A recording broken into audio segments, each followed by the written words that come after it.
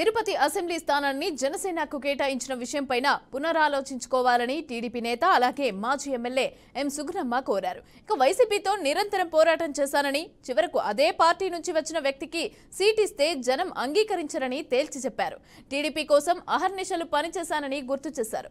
చంద్రబాబు సర్వేలు ఏమయ్యాయని ప్రశ్నించారు. ఇక ఎక్కడి నుంచో వచ్చిన వారికి మద్దతు పలకడం ఏంటే తాను అంగీకరించిన పార్టీ క్యాడర్ ఒప్పుకోవడం లేదని అన్నారు. ఇక తిరుపతి టికెట్ విషయంపైన టీడీపీ అలాగే జనసేన ప్రధాన నేతలు మరోసారి కూడా ఆలోచించాలని కోరారు. స్వతంత్ర అభ్యర్థిగా పోటీ చేసే యోచన లేదని అన్నారు. తెలిసిన విషయమే, ప్రభుత్వాలు వచ్చినప్పుడు వాళ్ళ అధికారం వస్తుందన్నప్పుడు అలా తారుమారు జరుగుతాయి. అలాంటి తారుమారుకి నేను బలైపోయాను. మరుసటి రోజు నుంచే ప్రజల్లో ఉండి మనం వచ్చింది రాజకీయాలకి ప్రజల కోసం వచ్చాం. సో ఆ ప్రజలకి ఎప్పుడు మనం అండగా ఉండాలి, నిరుత్సాహపడకూడదని నేను ఆ రోజు నుంచి ఈ రోజు వరకు కూడా యాజ్ ఆన్ టుడే నేను ప్రజల కోసం ప్రజల్లోనే ఉంటాను.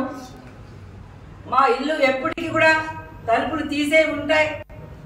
ఎవరికి సహాయం కావాలన్నా కూడా నేను వారికి అందుబాటులోనే ఉంటాను, నేను ఎమ్మెల్యే అయినా కాకపోయినా.